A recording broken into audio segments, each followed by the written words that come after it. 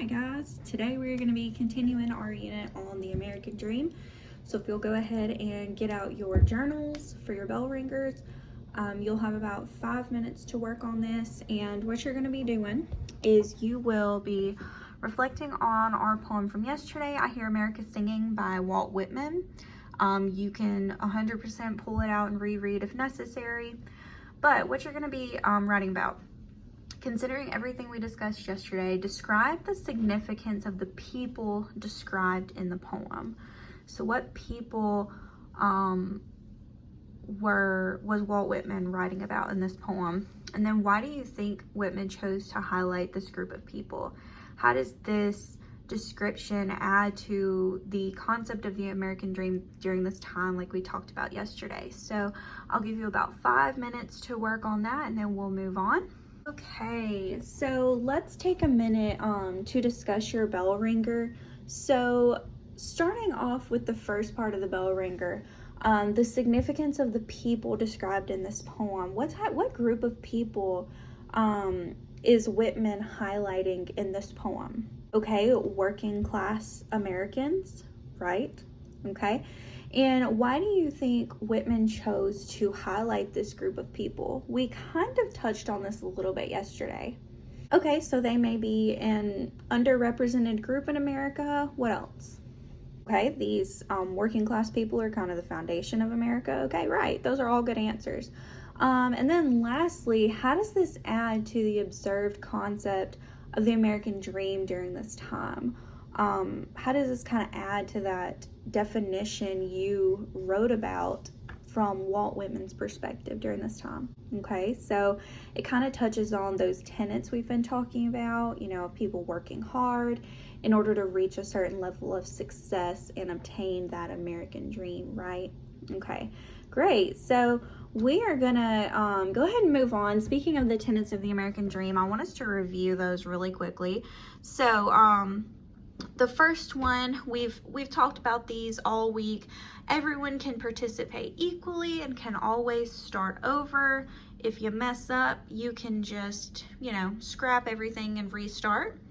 Number 2, the reasonable anticipation of success.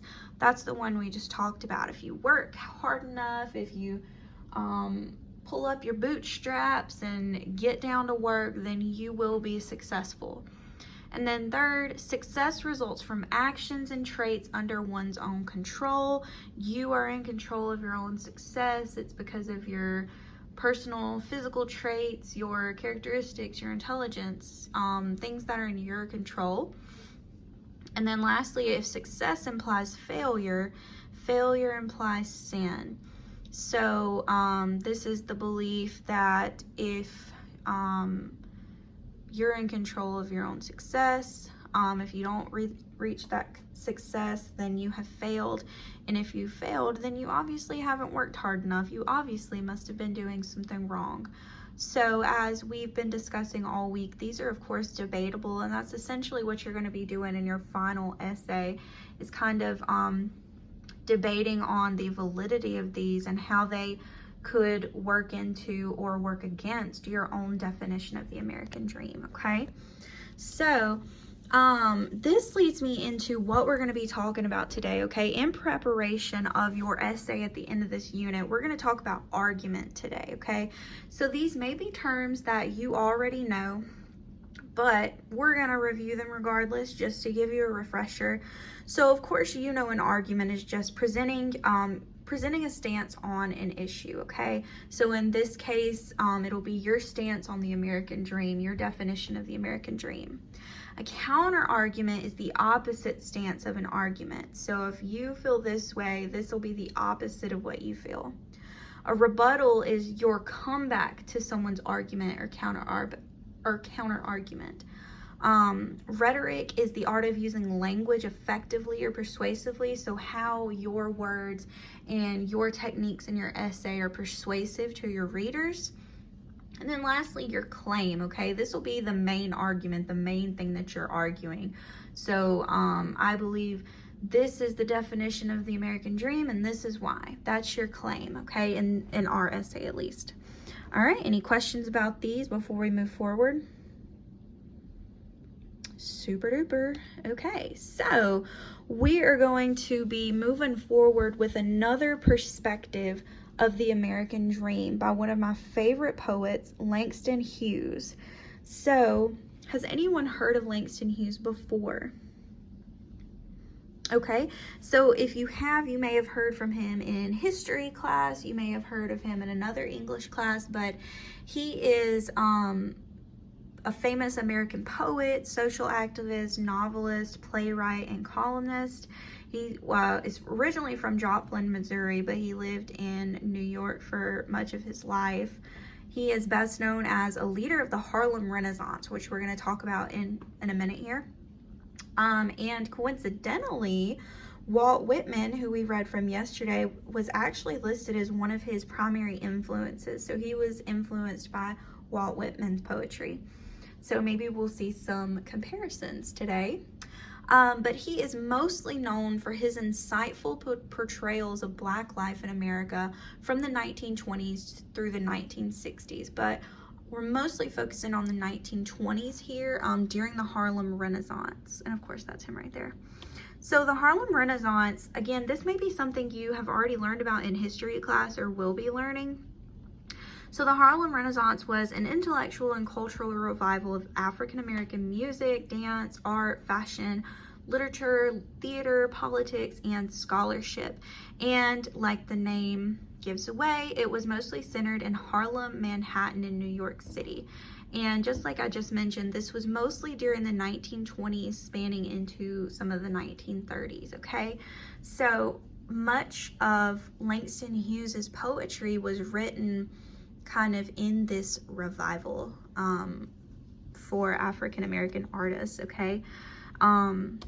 So today we're gonna read one of his poems, I Too, okay?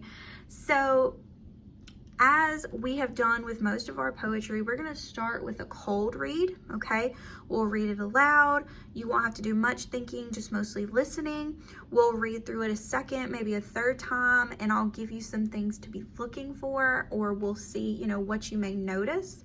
So we're gonna start with a cold read.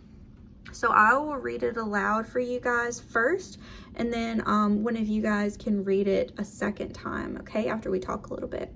So, like I said, this is called I Too. I too sing America. I am the darker brother. They send me to eat in the kitchen when company comes, but I laugh and eat well and grow strong. Tomorrow, I'll be at the table when company comes. Nobody'll dare say to me, eat in the kitchen then.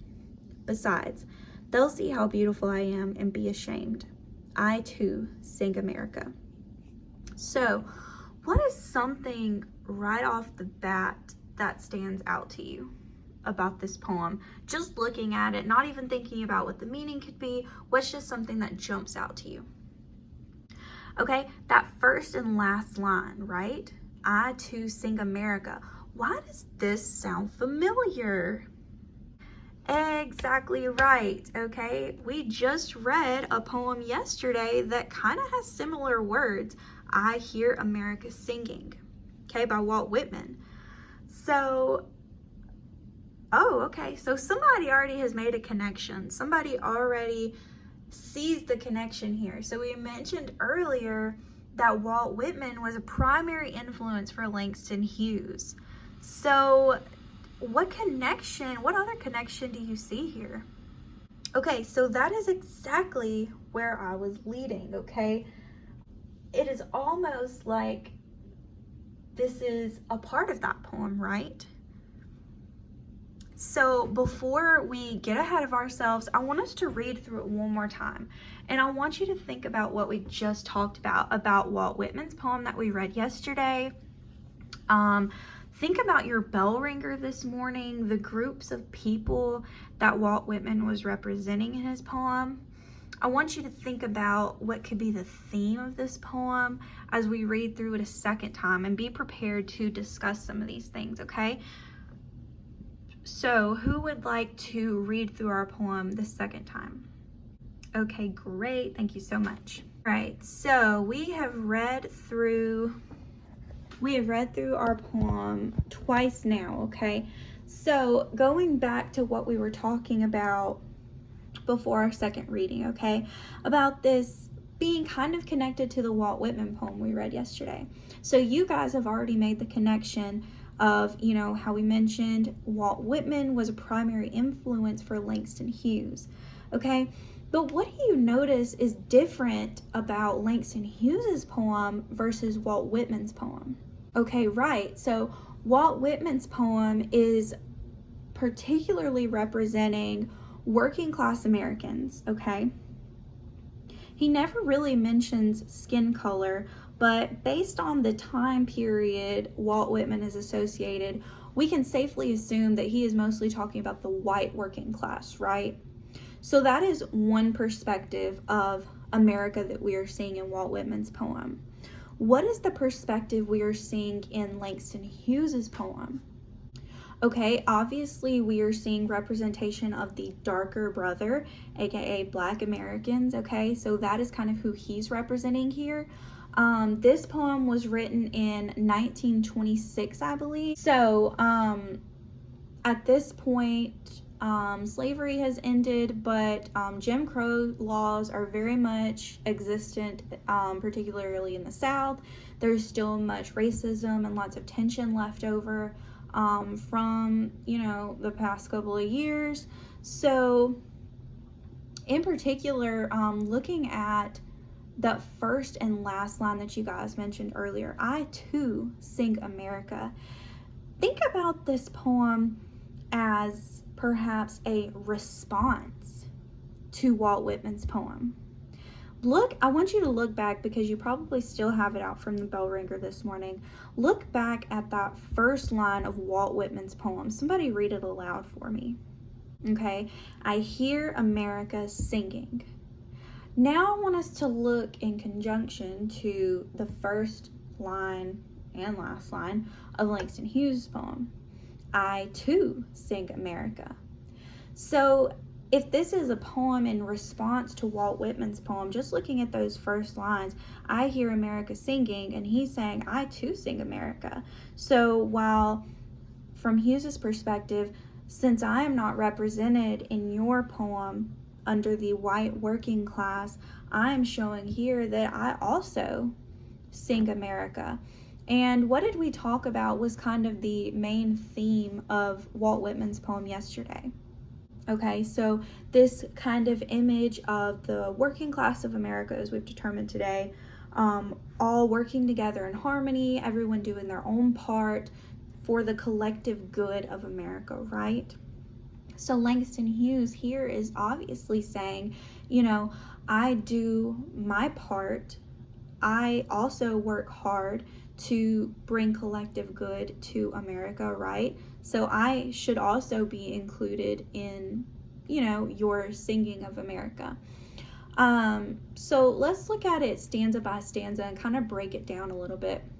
So we've already talked about I'm the darker brother, okay? He's obviously representing Black Americans during this time. They send me to eat in the kitchen when company comes, okay? Why would they send him to eat in the kitchen when company comes? Okay, so this may be a reference to past slavery. This may be still showing the shame towards Black Americans during this time. But I laugh and eat well and grow strong. What does this kind of depict? Okay, maybe he's, you know, not letting this get him down.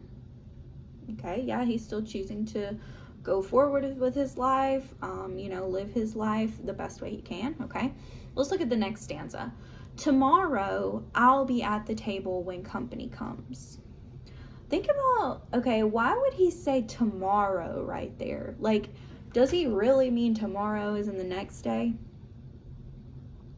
Okay, probably not. Tomorrow I'll be at the table when company comes. What do you think he could be meaning by tomorrow here? Okay, like maybe in the future, right? When there is change in America, I'll be at the table when company comes. So when things change, when society changes, when it is finally okay for him to be at the table instead of being sent to the kitchen, right? Nobody will dare say to me, eat in the kitchen then. Okay, so things will be different. I will have this freedom. I will no longer be shamed for, being Black in America.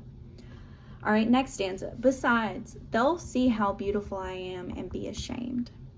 Okay, what do you think he is saying here in this stanza? Okay, they'll realize their wrongdoings. Okay, they'll realize his value, and then they'll be ashamed, right? Instead of throwing the shame on him, they'll be ashamed of how they treated him, how they treated Black Americans, right? And then he ends again with, I too sing America. Okay, so I want us to think about this in conjunction with the American dream. Okay, so we talked already about Whitman's perspective, the perspective kind of represented in his poem of the American dream during this time. So this is just like maybe 2 decades after Whitman wrote his poem. So what do you think could be the American dream depicted here in Hughes's poem? Okay, maybe that dream of freedom, equality, equity, right? Not being shamed, being able to be proud of who he is and, not get shamed for that, right? Okay. All right. So this is great conversation. So I want you guys to think about this now.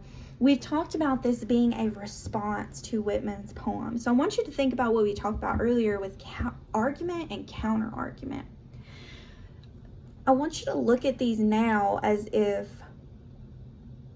from that perspective, as if Whitman's poem is the argument and Hughes's poem could be the counter argument. Okay, so you see it in this way of America singing. However, I see America in this way. Okay, so kind of that argument and counter argument thing. Do you see how this could kind of work together in that way? Okay, so next I want you to think about those tenets of the American dream, okay? How does this kind of work in relation to those tenets? And I'll even go back to the tenets so you can think about them again. Everyone can participate equally and can always start over. In the perspective that Hughes is giving us here, is this true? Do you see how this could be applicable to the representation Hughes is giving here? Not really, right? Can everyone really participate equally? He is showing here in this poem, this character, getting sent to the kitchen when company comes, is this participating equally, right? All right, the reasonable anticipation of success. Is success attainable for the group of people he is representing here in this poem? During this time, not really, right? Success results from actions and traits under one's own control. Does this apply to this American dream here? Are they really in control of these traits? He's showing here in this poem, he's being shamed for the color of his skin. Is that really something he can control? So there are hindrances, there are laws in place that kind of creates obstacles for the people that Hughes is representing here, right? So this one doesn't really apply either. And the fourth one, if success implies failure, failure implies sin. Okay, so I hear a consensus here, going back to the third one, right? This, this failure that is likely for, or not likely, but is possible here for this group of people during this time, it's something that's out of their control, right? It's not because they sinned or they didn't work hard enough, right? So this poem here, we're kind of seeing like the flaws in the American dream, right? Is it really attainable for everyone? Is there really that possibility of success for everyone? All right, so not even thinking about today, but thinking more in Langston Hughes's time, right? Walt Whitman's time. Was it really attainable for everyone? Okay, so keeping this in mind, Your assignment today, that'll also kind of be your exit ticket because I want you to turn it in before you leave. All right, so of course we're going to be writing. This is getting you in preparation for the essay, okay? This is going to be a little longer than the short writings you've been doing this week.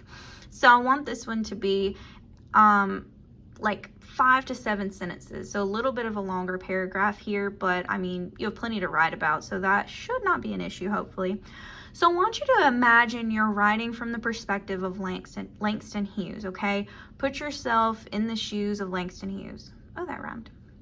If someone asked you to describe the American dream, how would you, as Hughes, define the dream? So this is not you as Jamari. This is not you as Sylvia. This is you as Langston Hughes. How would you define the dream? The American dream. Be sure to consider or refer to Hughes's poem as well as the background information we discussed when answering, okay? Think about the historical context. Also think about the possibility of this poem, like we discussed, being written in response to Whitman's poem. So you might want to use this to influence your writing as well. You can refer to Whitman's poem if you'd like. So like I said, about 5 to 7 sentences, a little bit longer. And then you will turn this in when you are done, and this gives you kind of an idea of how this perspective, the one from yesterday, the ones we'll read tomorrow, will influence your definition, okay? So turn this in when you're done, and that'll be it.